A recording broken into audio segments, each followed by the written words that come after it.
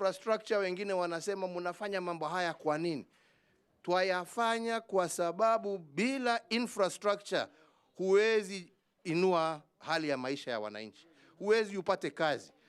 Bila maji haya ambaye tunafanya, hatuwezi tulime sehemu hizi ambazo tunajua tuko na udongo sawa, lakini ukosefu ni maji. Hiyo ni infrastructure.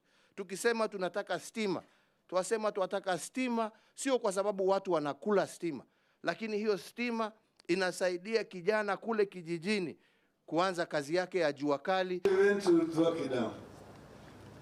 Another big project, irrigation, clean water supply, power generation, that is going to revolutionize the lives of people down there.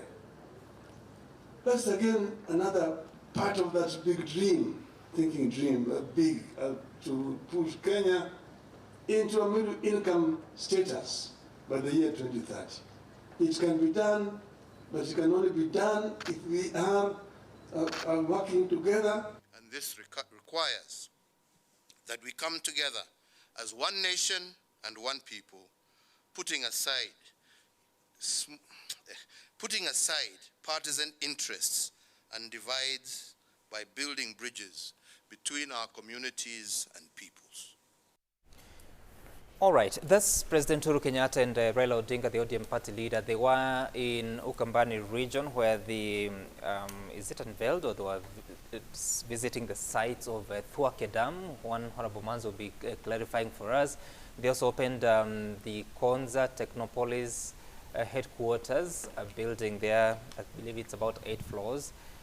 Konza City has been under construction since January 2013 when President Mwai Kibaki went there for the groundbreaking and said that this was going to be the game changer. As some 8 years later, the headquarters has been unveiled, and they are also going ahead with these shared services to be developed so that investment can begin.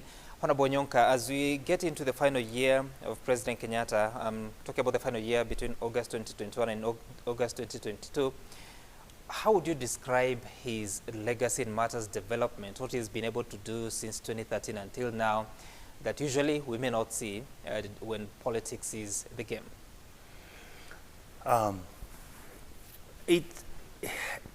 The feeling I have about the Kenyatta legacy in terms of, or let me say Jubilee, because you have to go back to when Jubilee came into power. Mm-hmm. To a large extent, I think on average they have had some good successes. And to another extent, they have really had incredible failure. The successes, I would say, yes, you create the infrastructure. Yes, if you travel from my area, which is Kisii, and go to Kisumu, the road is completely beautiful. You drive from Kisumu, you're going to Kakamega, the road is done. From Kakamega, you're going to Kitale, the road is done. They are now doing the Kapunguria road, which means you're opening the country, yes. Mm-hmm. But in real terms, real economic growth, you know, there's a difference between economic growth and economic development. Economic growth is the ability to raise revenue and then make sure that this revenue, which is income, is in the hands of the poor people, where the threshold, where you are going to provide poor people in this country, and the majority of Kenyans are poor, with the basic necessities. Are Kenyans having more cleaner water? I'm not sure I have the statistics, but I can tell you that we have not achieved the 2030 vision which was there. How much are Kenyans paying for a single meal a day? We are still at $1. Mm-hmm. What is happening in terms of healthcare? Yes, we have brought National Hospital Insurance Fund. Yes, but you see, up as we speak, even when the health sector is devolved, we are having our hospitals in the rural areas not having medicines. The management is in a mess. Then when you look at the Jubilee legacy as a whole, then you look at the money that has been lost, either in the mismanagement of the funds from the time when Jubilee took over, and look at the debt we have now. We are at 9 trillion, 9.5 trillion. Kibaki left us with 1.2 trillion. It was 1.79. Exactly. So when you look at the figures that Jubilee has taken for the construction and the development of these mega projects, which we've been waiting to have the trickle-down effect, it hasn't achieved the purpose, because many Kenyans keep complaining about how they're unable to maintain the basics. They are unable to feed their children. Yes, you are providing free education, but we can't even buy school fees. I mean, we can't buy school uniforms for our children who are going to school. There must be a rethink. And even when Honorable Shole, I sometimes disagree with UDA as a party in terms of your arguing that we now need to have down-up approach and not up-down in terms of trickle-down economics. My feeling is at least we are discussing that. At least that we are debating, and we should be discussing on what is it that we need to do. What happened to, why did we stop spending more money? For example, in agriculture, why has the agricultural sector failed? The irrigation projects that Prime Minister Raila is talking about, Galana Kulalu, failed. Why is it that our horticultural products are not providing for us the revenue that we have been expecting? Why are local farmers not able to have inputs which are cheaper, fertilizer, animal feeds? Are we worse off than we were in 2013 March, or better? I have not looked at the statistics, but my honest feeling is when you talk to majority of Kenyans, they will tell you that yes, President Uhuru's presidency has done these roads, and we have got these bridges, and we have got all these big things going on. But the problem we have is hatuna pesa. In other words, you don't have the microeconomic policies which deliberately targeted poverty. Okay. And the poverty levels, I believe, are much higher now than they were before he came in as president. Kibaki's time, President Kibaki actually had reduced the levels of poverty, even when he was doing economic projects, than what it is right now. Okay.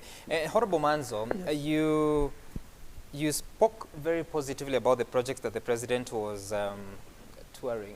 Just confirm for us whether he was unveiling, commissioning, or just visiting the sites. But secondly, Thoke Dam, I think, has been under construction. Is it since 2009? Konza since 2013? What took so long? No, both of them started 2013. And they are on time. You know, according to the project managers, they are on time. In fact, it is the president, when he visited, actually, they came to inspect progress. He was requesting whether the project managers could move faster and complete ahead of time. And they said they are making an effort to do so. So I think other than infrastructure and other than the dam, which the original plan was envisioned, these are Vision 2030 projects. They were all, definitely all of them started during the time of President Kibaki. And the most important at that particular time, President Uhuru Kenyatta was the Deputy Prime Minister and the Minister for Finance. And he's the one initially who financed these projects as a Minister for Finance, and therefore knows them very well. He's got a good idea what they are and what was intended. And it's not the only Vision 2030 project, there are quite a number. What I think is a better legacy for President Uhuru Kenyatta is to bring worry functions in a country into one thinking. I mean, we know what we did between 2013 and 2017 as NASA, as CORD then, before we formed NASA. And after the elections, you know what happened, and quite a number of people died and there was chaos. You know, business can never thrive in a chaotic situation.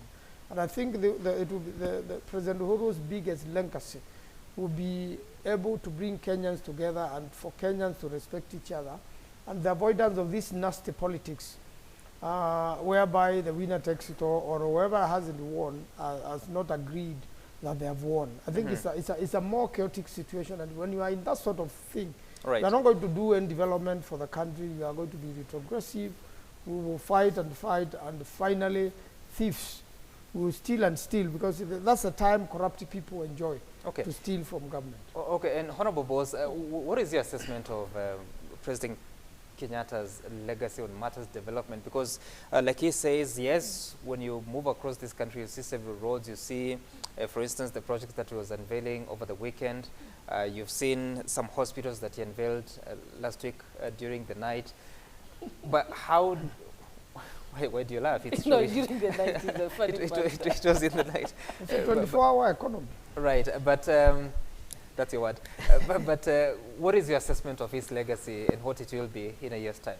First of all, you never discuss somebody's legacy when they are still in office. Mm-hmm. The legacy becomes visible after they leave office, and then people make an assessment. Mm-hmm. And then we look back at what they have done. So we can't be discussing his legacy when he's still on the job and trying to complete the job. Mm-hmm. So that is a fallacy in the first place. But I think there's been some progress. Yes, it's true, there's been roads built, there's been, what is it called, free secondary education, more schools have been extended. We have more universities than we ever had. There's the hospitals. Because of devolution and because health and agriculture are devolved, Mm-hmm. that has actually given us an impact in terms of having those put in. But the only thing now that we need to look into and say, is there a trickle-down effect? Has it people been able to feel the effect of that? Is there prosperity? Is there less hunger? Is there less suffering?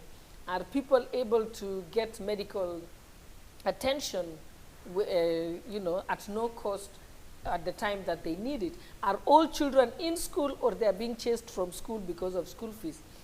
Those are the things that will now tell us whether these projects have been a success. And I think I can just use the example of I think, because I think the president mentioned the electricity. Mm-hmm.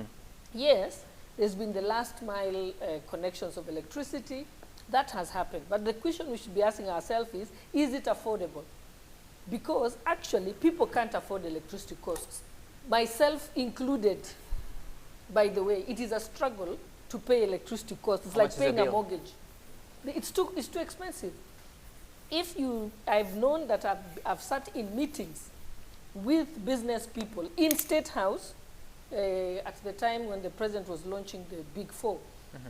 And every business person, from Bidco to Chandaria to everybody, was saying the electricity cost is way too high. Yet the government funds KPLC. Then KPLC charges us for everything, from the transformer to the fuel levy to the VAT. If you look at your electricity bill, you actually pay more in extra charges. Then that means they should be having no costs, because they take all the money from us for whatever they spend on it. So and then remember that I hear KPLC also has some private owners apart from government itself. So the question is, who are we funding when we are actually funding from Treasury and from our bills to the Kenya Power and Lighting? So when you tell me, because I know that I have women in Uasin Gishu County that I recently, through the grants that we have from government, let them have incubators for eggs, for chicken. The biggest challenge now we have is, now they have it, but the cost of electricity is so high that it's become a problem. But Honorable Boss, are we helpless? So that's what we are saying is, are we helpless for someone who sits in Parliament? No, I'm not saying we're being helpless. I'm saying we have made progress. Now what we need to do on that progress is to interrogate further how we can ensure that it translates to actual prosperity to Kenyans. As the Hustler movement says, pesa mfukoni. That's what we are saying. And I think it's something that, because, and I'm happy that Kenya has a very open democratic space. People are very, very aware. You can go to the market, talk to a mama mboga, and she knows exactly what they require. So all we need to do is start listening to them and help now improve our policies and improve the way we do our budgeting to ensure that this translates to actual results to them. So it is possible, and I'm glad that we've reached that point. As Honorable Onyonka is saying, we are discussing it. And now let's translate it to actual actual results. Honorable Onyonka, yes. I look at the economy. I don't know whether there's an economist here, but anyway. Yes, I am. Yes, I am. you are. Yes. You look at the economy and you see that the GDP when President Mwai Kibaki was leaving office was at about 4.7 trillion shillings. Now it's up, as of figures of 2019, it was about 9.7 trillion. It may have reached some 11 trillion shillings now. I don't know that that counts, bearing in mind that there was some rebasing of the economy when it became, is it low mid-level income country? Yes. But also the question of revenue, because you touched on it, I look at the revenues of 2013 when President Kibaki was leaving office, the ordinary revenues were 961 billion shillings. For this year, I believe the target is at about 1.8 trillion shillings. Yes. Does that count as growth in terms of what has happened in the tenure of President Kenyatta? That's a very good question. I just wanted to mention this. Our country has the capacity to actually get itself from the mess we are in. I don't know what happened with our people in the Treasury. Either they have been misinforming the president, or they are not able to have the capacity to influence his decisions on what we need to do. The revenues are definitely increased. Actually, the tax base, given if you look at the new tax law that we have passed in Parliament, it has been expanded.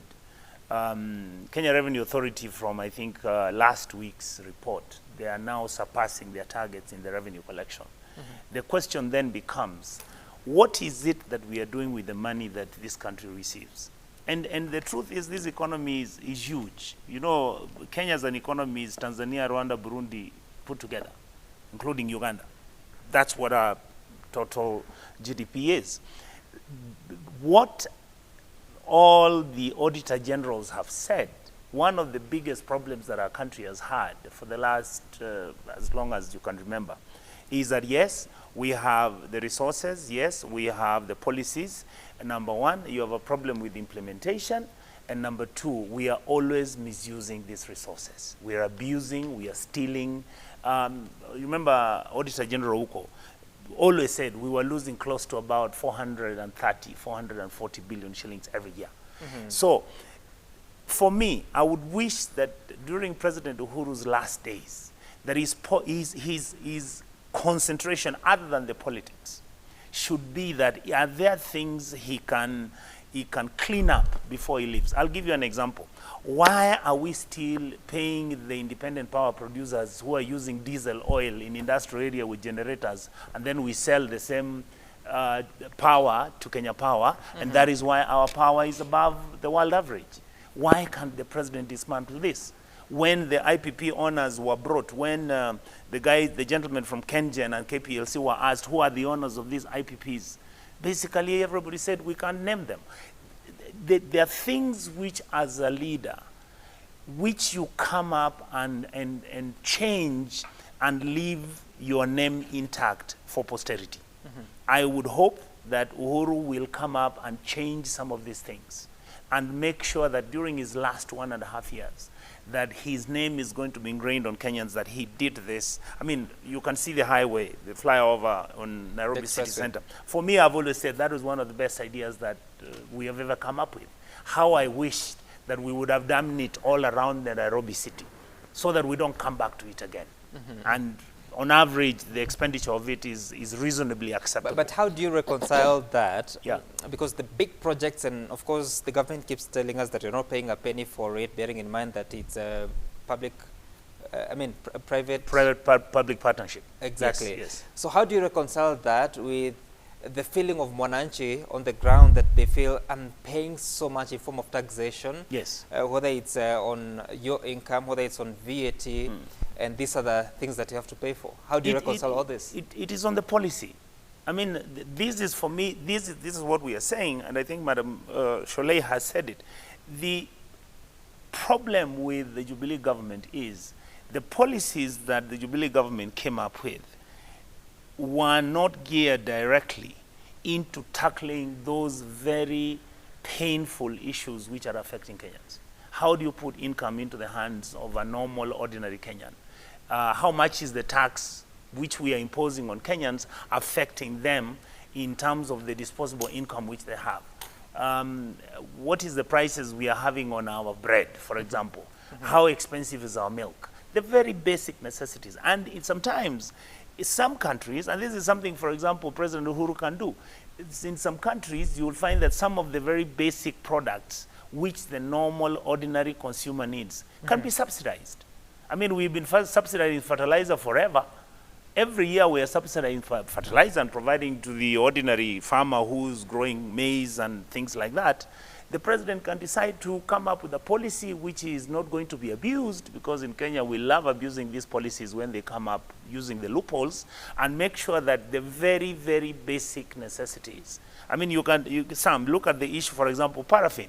Many Kenyans have never understood why the price of paraffin is always increasing. It's not because the president wants to increase the price of paraffin. It is because it has been discovered that when you make paraffin cheaper, you can actually take it and mix it with petrol and diesel, and therefore the crooked traders are able to mix that and make a higher profit. And yet it is affecting the ordinary mwananchi at the very grassroots.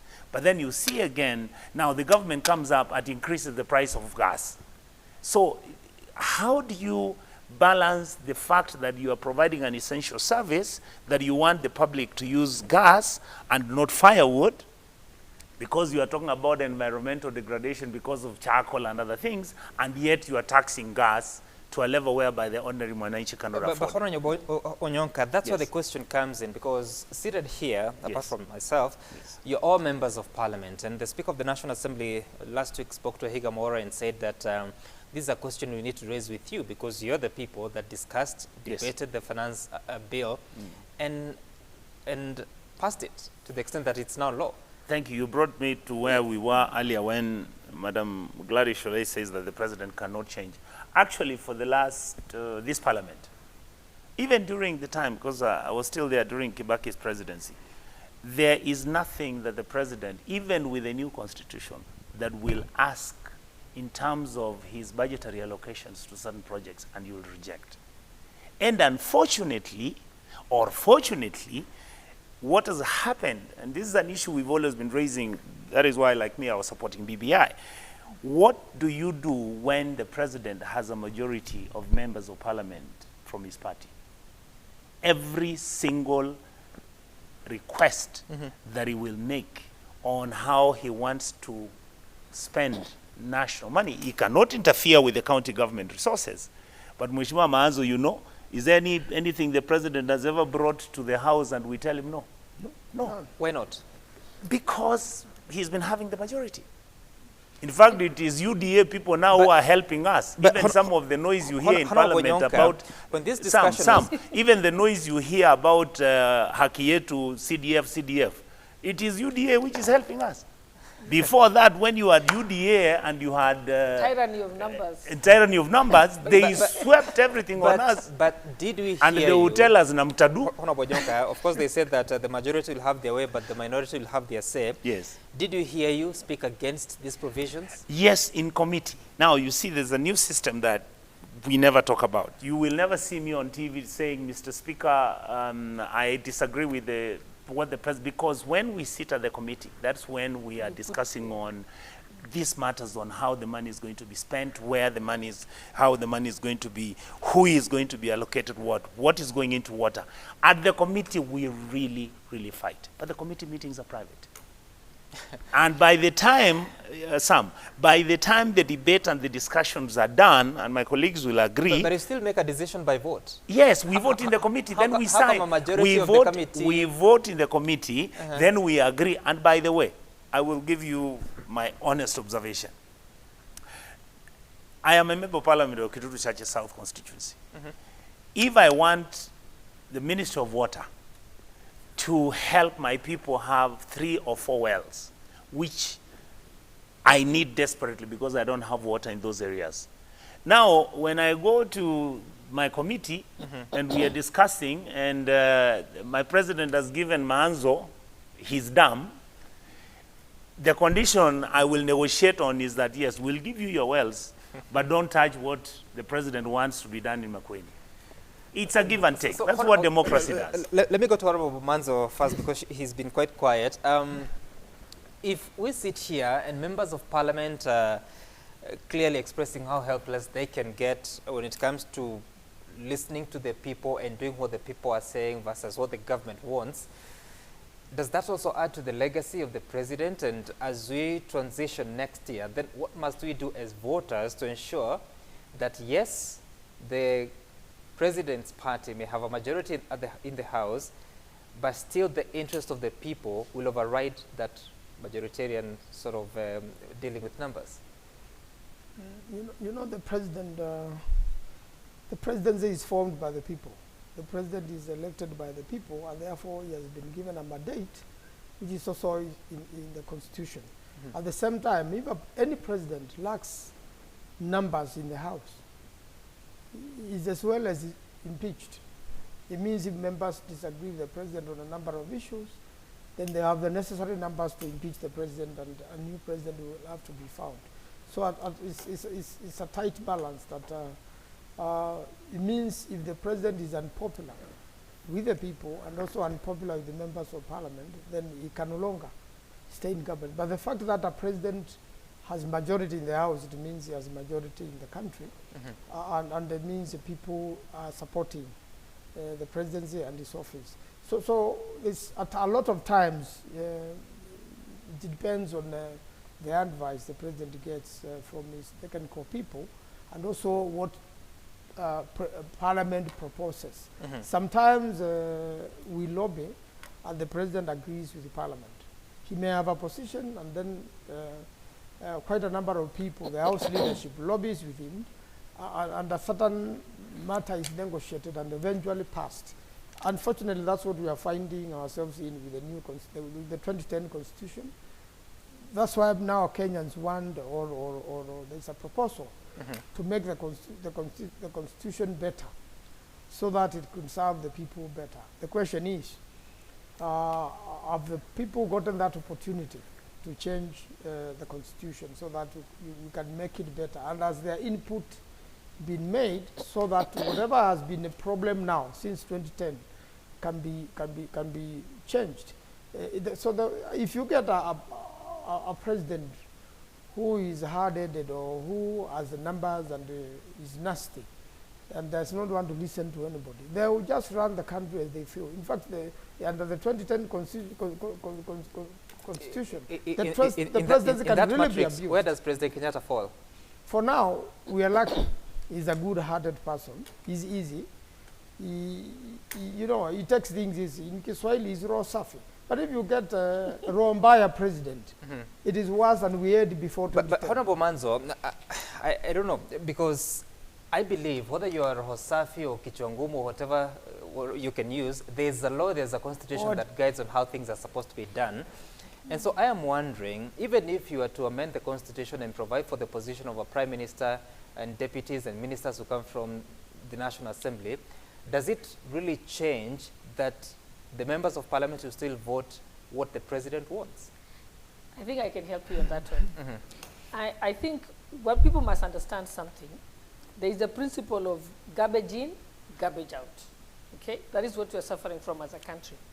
Remember that the presidency ideally should have advisors, legal advisors, economic advisors, medical advisors, people on different policies across the country. And usually, any president who's worth their salt has the top brains in the country in every sector surrounding him. In fact, the president just mobilizes for the work to get done. But he must have people who advise him on this. If you look at presidents who succeeded, you will read and you know about their, in fact, their advisors are usually even more famous than the president. So that is the challenge we're having here.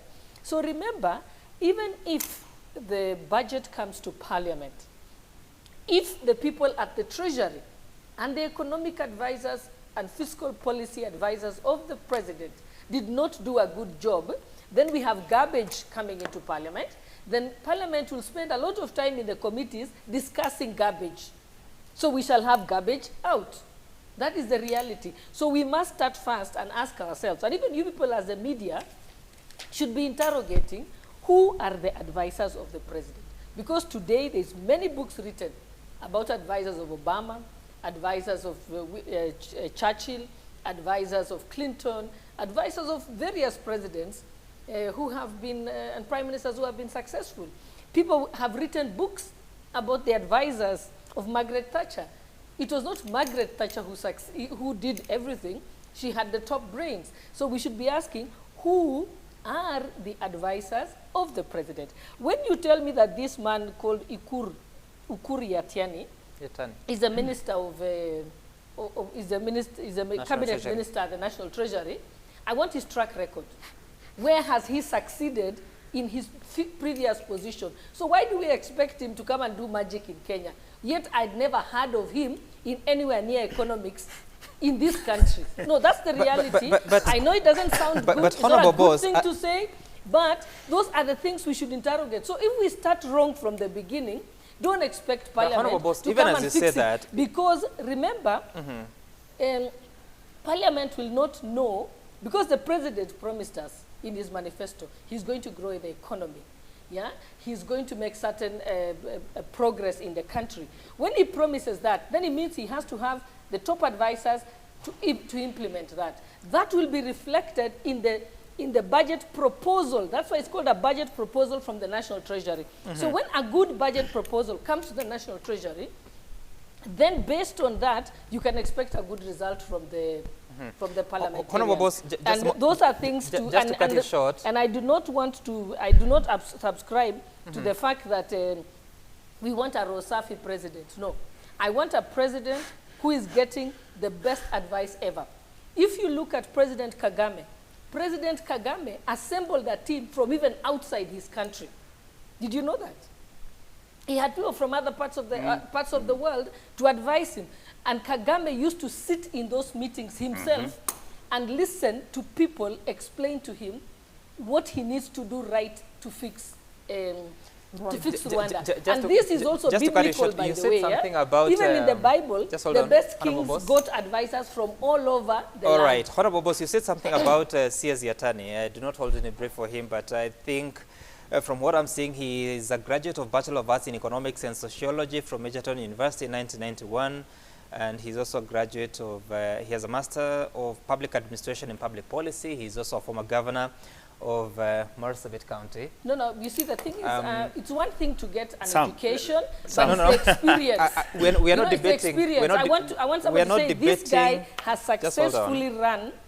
Honorable Boss, we are not debating the candidature of the attorney. Yes, but I'm just saying that is where the problem starts. It's just important to note that National Assembly had a role on the appointment of all these CSs.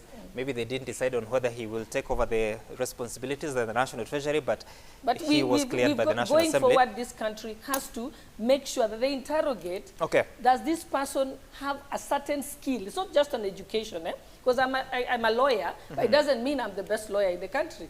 You know, there are some lawyers who are better than me because of certain experiences in the workplace that they got, which I don't have.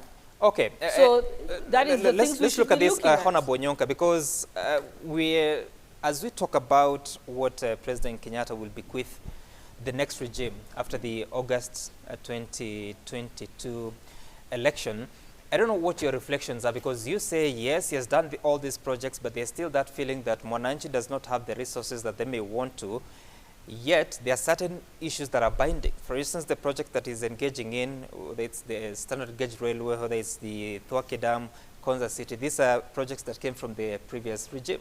So if there's work ongoing right now, it may have to be completed come next year if Kenyans are to get the value for money. So how do we reconcile, in the new regime, how do you reconcile all these commitments vis-a-vis what needs to be fixed to help the Mwananchi? I think the next president who will be elected in Kenya will have an incredibly difficult task. Why? Because we are a country that has overborrowed. We have a public which is overtaxed. And we have an ordinary citizen that is feeling really squeezed and feeling like they're being pushed into the dead end. It happens usually when when countries are on transition and new presidents come. And I mean, I couldn't agree more with Honorable Sholei. I think Kenya has to become a country where we hire people on meritocracy and make sure that these people are going to provide the best solutions to our challenges and our problems as a country, irrespective of this disease we suffer from, of always rewarding mediocrity, using our tribalism as the basis for any action we take, political or otherwise. I think even when, if I was to rate President Uhuru, I would actually give him most probably a C+ or a B. That's where I would leave him. You realize some. That's quite a range, C+ to B+. I would make it a C+ to B. I'll give him a 6. C+ and below. I would give him a 6, 5.5, 6. I would leave him there. Why? Because I think on his second term, he has been much more presidential and more determined than he was on his first term. But I also don't fail to recognize that the political circumstances under which he was operating were different. And another thing, my brothers, Sam, that I worry about as a politician is that Kenya is a country where we hold elections. The second year after the elections, people start campaigning. Maybe we also need to rethink, and this is what President Kagame has done, ably put by my sister. Kagame changed the elections to be taking place after every 7 years. There's a reason why. Because the truth is our budgeting is based on a 5-year period. But we only work during 2 years. So the country can't move. We are stuck in this. But is it possible for people to do politics, but the work of developing the country to continue? Yeah, but we have to have the structures which discourage politicians to do what we are doing now. The problem we have got in our country is that every time elections come, we start our noise, we put ourselves in a position whereby the country literally stops. I mean, have you ever seen, for the last 2 years, I have not seen a conference that is held anywhere in this country where we are talking about what are the Kenyan alternatives in terms of economic growth and development. None. I used to see that during Kibaki's time. What is it that we can do differently from what we have done? Okay. And the way Madam Gladys has said, Sam, did you know that 80% of the top advisors of President Kagame, the head of roads, was a Kenyan. The head of IT, Professor Sam Uchodo, was a Kenyan. The head of the city of Kigali was trained in Nairobi, was a teacher here. When you meet those people, they tell you there isn't any gift that Kenya would have given us. So the question becomes, why is it that Kenyans can go out there to another African country and they are able to deliver? Go to Botswana. The people running the health sector are Kenyans. The people who started the exportation of Botswana beef to Britain and to UAE are Kenyans. So what is it that a country that is able to produce the best in the world, when it comes to us producing for ourselves, we are suffering from mediocrity? I think it's our politics. Okay. I want us to listen to some other leaders that spoke at the Thwake Konza tour about the legacy, the projects that have been undertaken by President Kenyatta and what the aspirations are, including that of Charity Ngilu. May I request that you make Kitui your manufacturing agenda county, so that we can have more young people who will be doing manufacturing of different things. In Kitui we have started, and I really think this is the only way. Everything that I've seen in this Konza city, most of the things that are going to be spent here, used here, will be coming from China, Korea, and elsewhere. I think time has come for us as a country to start manufacturing more. We may not have the best quality to start with, but let us build the skills of our young people so that they can now start manufacturing and so that we can get them jobs. Okay, yeah. All right. Just a question for you, Dan Manzo, because, well, the president is in his final year, and there's still that request that we need to take a manufacturing agenda to Kitui. In your thinking, what is the place of devolution and the running of the national executive, at a time that you've seen several governors from different regions appealing to the president to bring projects to their area, what is not happening? Yes, so first of all, it must be understood that the county governments have a role and they have their budget. So we are expecting every county governor and their government to do their role and to handle matters which are in devolution, which are even in the constitution, and the national government to handle its national projects. We had, invited our governors, the 3 governors in Ukambani, to a national, project. It's not their project. They have no role in it. So my challenge to them, instead of asking the president to join you, is for them to do their best with the sort of money they have. In Makueni, 82 billion have been received so far, the last years. Similarly, and that's the average in every county in Kenya. Average 80 billion. 70, 80, 90 billion, even 100 billion has been received. What have the governors done with this money? You will not see projects more than 20 billion in any county. So before they fall around the national projects, like the president was now launching national projects, there's no single coin from the county in Twake. There's no single role of a governor in Twake. None. There's no single role of a governor in Konza. They need to do their business, which is already in the schedule of the constitution on devolved function. We need to see what have they done in health, what have they done in agriculture.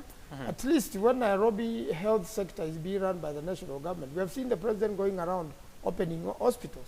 This is what a governor in Nairobi would be doing now, if there was any. We want to see the work of the governors. Let them stop following us at the national government to see. And then there's this fallacy of any politician is going to put any money into any Kenyan. It's a lie. All politicians or any government formed will take money away from a citizen. So let citizens make more money for themselves and some more for taxes of the government. Because but is it possible for those in government and politicians to come up with policies that, yes, you can take your money, but also allow the Mwananchi to take their money as well? That policy is there, but at the end of the day, our government must raise revenue. That's the bottom line. Whether they cheat you this way or that way, in one way or another, taxes must be paid, whether you like it or not. Otherwise, there will be no government. Will anything change after 2022 August? Nothing much will change. Trust me. Governments are the same. It could even be worse after 2022 if you don't manage our affairs better. Could I please, let me respond to that. We need to end up on this. Let's have you first and then Honorable Boss. Thank you, Madam Shulei. Please allow me. I think I would want to disagree with my brother Manzo. If the person who's going to win the elections in 2022 comes up, the largest corporations in the world that make the largest amount of money are state-run corporations in China. We used to have the Kenya Industrial Estates as a corporation. Why is the Kenyan government not able to even go to the old notes and look at what some of these corporations used to do? And now we are busy saying we are privatizing them. Capitalistic privatization of institutions has never necessarily created a success in economic growth and development. So anybody who's going to come up in the next government must deliberately think through that how are you going to create, what industries can you create in Uasin Gishu, for example? Even one. I mean, I am so happy to see Rivertex picking up. I am so proud of what Charity Ngilu has done in Makueni. I mean, in Machakos, why are we not able to create an environment with government policies that, for example, the companies, some, which were meant to come and start assembling computers here, which were meant to come and start assembling phones here, which were meant to come and start up and set up, for example, a company called Unisys. I remember when I was the Deputy Minister of Foreign Affairs. I went with an incredible man who was the former permanent secretary in that ministry. It was called Thuita Mwangi. We went to Mexico. The owner of Unisys agreed to come and set up a company that would be at the Konza City, that would actually be processing computers, mobile phones, laptops, and stuff like that. Then when you come and you find people saying, Atuna Shamba, we have no land to give this company to set up. there must be clear government policy. Okay. Like we've discussed, why is our electricity at $1? No, Honorable Nyonka, I need us to end. Honorable Boss, so he Yes. says that nothing will change come next year. You've been Could be speaking quite worse. heavily that... I believe that something is going to change if we have the right presidential candidate, and I know we will because he's my candidate. But who has also been in government. Yes, but As it's, deputy you know, president. like Honorable Nyonka said, sometimes it has to be the president to from his advisors. The president is as good as the advisors. Then the advisors, if they give proper advice, then the president is able to marshal the right kind of policies to happen. Let me give you a simple example. If you look at Ethiopia, have you noticed our flower farms in Naivasha have closed? If you drive along Naivasha, the road, you'll see that all the greenhouses are collapsing. Yeah. They are not, they're in a state of disrepair. When you ask what happened, they say they moved. They've moved to Ethiopia. Why?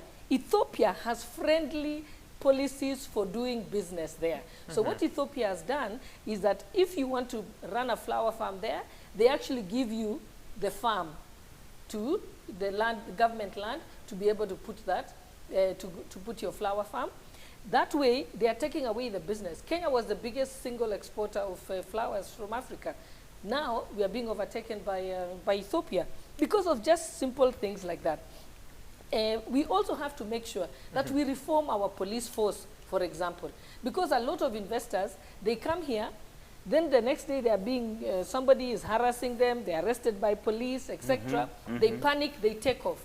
People don't realize how many investors have been traumatized just by the police, arbitrary police arrest. So it's a simple issue.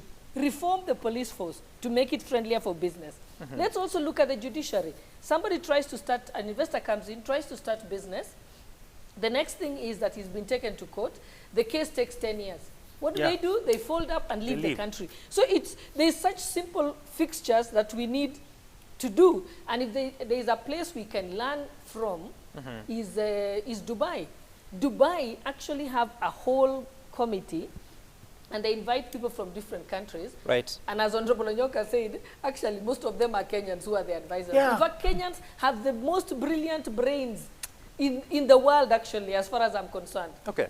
Because I've been a guest lecturer in many countries, and I always tell myself the best, cleverest people I know are Kenyans. Some of my students are even better than some of the people I see in those countries. So it's not for lack of a good human resource base that we have in Kenya. And I know that it had started at some point. At some point, there was, at the launch of the Big Four by the president, credit to him on that one. I remember they would call the parliamentary committee chairs to State House. He would call the business people, and I remember him asking them, what do you want us to do for you so that you create more jobs? Okay. Then they were saying, some of them Boss. said, please give us our VAT refunds. Others said, it's electricity. So the solutions are actually in the country. It's a simple issue of, if you just listen, you can actually sort out this country. So all we have to pray in Kenya today is let's have a listening president. Okay. If we have that, I think you've made your point, and there is Okello Mwalimu says that any MP who purports to blame the president for development projects or lack thereof is just engaging in cheap politics. Such legislators should be recalled ASAP as they don't understand their roles in budget-making process. That is Okello Mwalimu. Musoma, you're saying that you're back to politics. Water and Thoke Dam is being used to deny the region development. Uhuru was right. There was an impact assessment test, so somebody is sleeping on the job at NEMA. Let governors stop politicizing issues of national importance. Of course, these are some of the views that you've been sharing with us, and the conversation continues. Of course, we have a whole year that the president will continue with his work that he was mandated to undertake since 2013, and again on the 20th of November 2017. We'll continue to monitor that as we dive into the politics of 2022. My name is Sam Gituku. Up next is Sporting Monday with Tijan Swila.